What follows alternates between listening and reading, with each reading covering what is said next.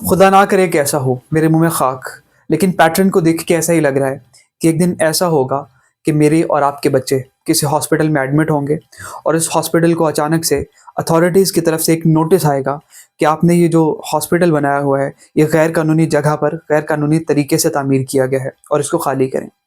और उसको खाली ना कर पाने की वजह से रात के 3 या 4 बजे उस हॉस्पिटल पर एक ऑपरेशन किया जाएगा और उसके बाद हमें पता चलेगा कि उस ऑपरेशन से गिरने वाले जो मलबे है, उस मलबे के ढेर तले आके सैकड़ों बच्चे अपनी जान से हाथ धो बैठे हैं।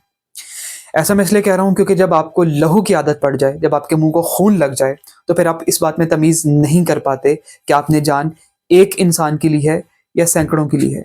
जब आपने जान एक जानवर की ली है या किसी इंसान की ली है, क्योंकि जब आपके मुंह को खून लग जाए तो फिर वो रुकता नहीं है, वो बढ़ता रहता है।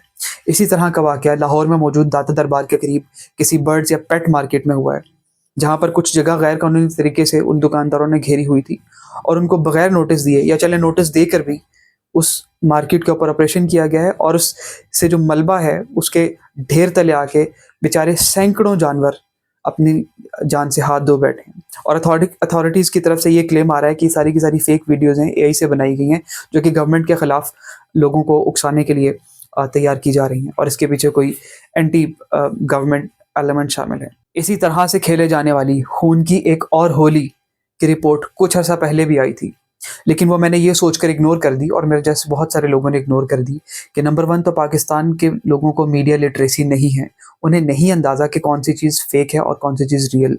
और ये भी सोचा कि जिस पार्टी के लोग ये रिपोर्ट को क्लेम कर रहे हैं, उस पार्टी का लीडर तो खुद इस्टेब्लिशमेंट की गोद में बैठकर पावर में आया है, उस पार्टी का लीडर तो खुद लोगों के जज्बात से खेलकर पावर में आया है और उस पार्टी को सपोर्ट करने वाले लोगों को इस चीज़ में फ़र्क करने की तमीज़ ही नहीं है कि मुल्क को जज्बात की बुनियाद पर नहीं बल्कि प्रैक्टिकलिटी की बेस पर चलाया जाता है।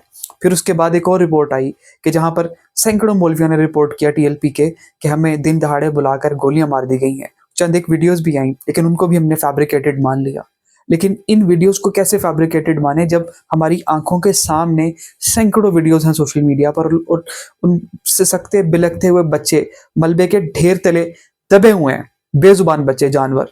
और चलें मान भी लें अगर for the sake of argument के वाकई ही पीटीआई और टीएलपी के सपोर्टर्स ठीक बात कर रहे हैं, उनके साथ ज्यादती हुई थी, लेकिन वो तो फिर भी किसी हद तक जस्टिफाई है कि वो आपके पॉलिटिकल ओपोनेंट है, उनको क्रश करने के लिए बाज़ औक़ात स्ट्रेटजीज अपनानी पड़ जाती हैं। लेकिन इन बेजुबानों का क्या कसूर था?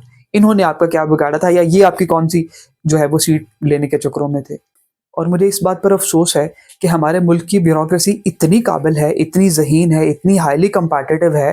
पहले एंट्रेंस एग्ज़ाम देते हैं एमपीटी, उसके बाद कोई 1000-1200 नंबरों के एग्ज़ाम्स ही देते हैं जो कि हाईली कम्पिटिटिव हैं। उनमें से महज 1 या 2% पास होते हैं और वो पास होने के बाद फिर उनका इंटरव्यू होता है और उसके बाद भी उनको डायरेक्टली अपॉइंट नहीं कर दिया जाता। उनको 2-3 साल के लिए मुख्तलिफ कोर्सेज करवाए जाते हैं सिविल सर्विसेज अकेडमी में या डिफरेंट जगह पर, और फिर ये लोग जाके डिफरेंट इदारों में या उन इदारों के ऊपर सेक्रेटरी या असिस्टेंट कमिश्नर या किसी भी अथॉरिटी वाली पोस्ट के ऊपर लगते हैं।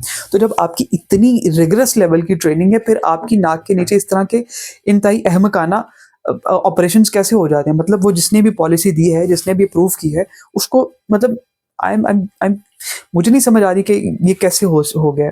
एक कॉमन सेंस की बात है कि वहाँ पे पहले उसको एवैक्यूएट करवाना था, एटलीस्ट जो एनिमल्स हैं, पेट्स हैं, उनको तो वहाँ से निकलवा देते अगर वो ज़मीन इलीगली भी किसी ने ली हुई है। और दूसरी बात ये, अगर वो इलीगल ज़मीन है तो वहाँ पर दुकानें बनने क्यों दी इतने साल से? वहाँ पर उनको कनेक्शंस बिजली के और बाकी सारे क्यों दिए गए? और उसके बाद मेरा सवाल और मेरी हैरानी इस मुल्क की अदलिया के लिए है, इस मुल्क में इंसाफ फराहम करने वाले इदारों के लिए है।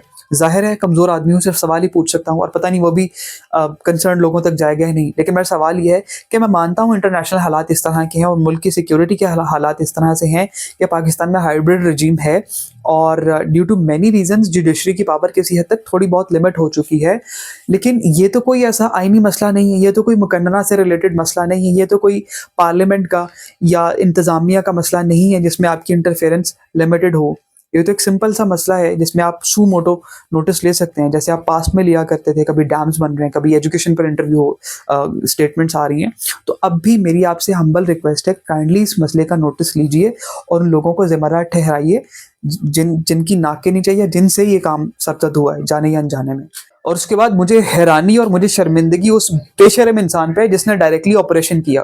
जाहिर है ऑर्डर्स तो ऊपर से आए होंगे ना, ऑब्वियसली उनका मतलब ये तो नहीं होगा कि आप जाके जानवरों के ऊपर बुलडोजर चला दें, लेकिन उस बेवकूफ़ आदमी ने ये भी नहीं सोचा कि अंदर दुकानों के अंदर मासूम बेजुबान जानवर हैं। और हो भी कैसे ना, मैट्रिक के अंदर हम बच्चे को बिल्कुल रट्टा लगाना सिखाते हैं, इवन कि एक न्यूमेरिकल की स्टेटमेंट तक चेंज नहीं होती है। पीपीएससी के जो भर्ती के लिए एग्जाम होते हैं उसके अंदर फजूल किस्म के क्वेश्चन आते हैं जिसका कभी जिंदगी में कहीं पे एप्लीकेशन कोई नहीं होती। दुनिया का सबसे बड़ा समुंदर कितना गहरा है, दुनिया के फलाने वर्ल्ड कप के अंदर कौन से खिलाड़ी ने कितना रन बनाया था, दुनिया के सबसे बड़े डेजर्ट के अंदर कितनी बारिश होती, इस तरह के सवाल जिससे आपकी ना एनालिसिस डेवलप होता है, ना ओपिनियन बिल्डिंग डेवलप होती है, ना कोई किसी किस्म की चीजों को स्कैन या एनालाइज करने की एबिलिटीज डेवलप होते, तो ऐसे गधे ही पावर में आएंगे जो जरा भी सोचते नहीं है। मतलब ये तो मेरा ख्याल है ये लोग तो शायद यजीद और शिमर से भी ज्यादा बुरे हैं। यजीद ने तो जो अब वो अपने लोग मरवाए थे, चाहे वो जितना मर्जी बुरा था, लेकिन उसने मरवाए किसी बड़े रीजन की वजह से थे, उसके रजीम को खतरा था, उसने अपनी पॉलिटिकल ओपोनेंट क्रश करने के लिए मरवाए थे। और शिमर ने जो तीर चलाया था ना, वो किसी बड़ी रीजन की वजह से चलाया था, क्योंकि वो यजीद को उसका रजीम, उसकी हुकूमत सिक्योर करने में मदद करना चाह रहा था। रीजन तो ये थे ना कि अगर मैंने तीर नहीं चलाया नबी के नवासे पे तो मेरी नौकरी चली जाएगी। और इनकी भी यही रीजन है कि मैंने यहाँ पे बलडोजर नहीं चलाया तो मेरी नौकरी चली जाएगी। लेकिन कम अज कम शिमर की जो रीजन थी वो चाहे ईवल था, लेकिन ईवल होने में भी उसकी रीजन कम अज कम बड़ी थी। उसने किसी जो है वो एक स्ट्रॉन्ग पॉलिटिकल ऑपोजिशन को मारा था। इन्होंने बेजुबान जानवरों के ऊपर एक ऑपरेशन कर दिया यार, और एक भी नहीं, ये भी नहीं कि कोई ऑपरेशन कर रहे हैं, कोई 1 2 3 बिल्लियां मर गई, इतने सारे जानवर बेचारे तकलीफ से गुजर रहे हैं और बेदर्दी के साथ गुजर रहे हैं। वीडियो सारी सर्कुलेट हो रही है, अब कहते हैं सारी फेक है, सारी फेक है, यही से बनी है। झूठ को कौन सा पांव होता है, सच को कौन सा, जो भी है मुझे नहीं पता। और इस वीडियोस के आउटकम पता है क्या होंगे? जो मेरा एनालिसिस है, 3 आउटकम होंगे। नंबर 1, पहला आउटकम ये होगा कि मुझे उठा लेंगे, उठा के मुझसे माफ़ी मंगवा देंगे कि मैंने जो है वो गुस्ताखी कर दी है हाकिम वक्त की शान में, और मुझे माफ़ किया जाए, मैं आइंदा नहीं करूँगा। या मुझे मार देंगे कहीं पे, ठीक है, या चपेड़े चपेड़े मार देंगे कहीं लेके जाके। दूसरी ये हो सकता है कि कोई प्राइमरी पास मौलवी जो घर में कुछ नहीं करता, सबसे निकम्मा बच्चा है, उसको जाके किसी मदरसे में डाल दिया, उसको लॉन्च कर देंगे, उठा के उससे वीडियो बनवा देंगे कि अदील सरफराज के कुफरिया कलमात, इसने जो है वो नबी के नवासे को मारना और जानवरों को मारने को कंपेयर कर। और कॉन्टेक्स्ट तो देख लो, मैं किस कॉन्टेक्स्ट में बात कर रहा हूँ। ये तीसरा ये होगा कि कोई भी नहीं देखेगा, एंड दैट्स टोटली फाइन। मुझे इस बात से कोई फर्क नहीं पड़ता, देखे ना देखे। मैंने अपना थोड़ा सा जो फर्ज है, मैं ये तो नहीं कहूँगा कि मैंने फर्ज अदा किया, लेकिन कम अज कम मैंने अपनी तरफ से एक छोटी सी हम्बल कोशिश जरूर की है।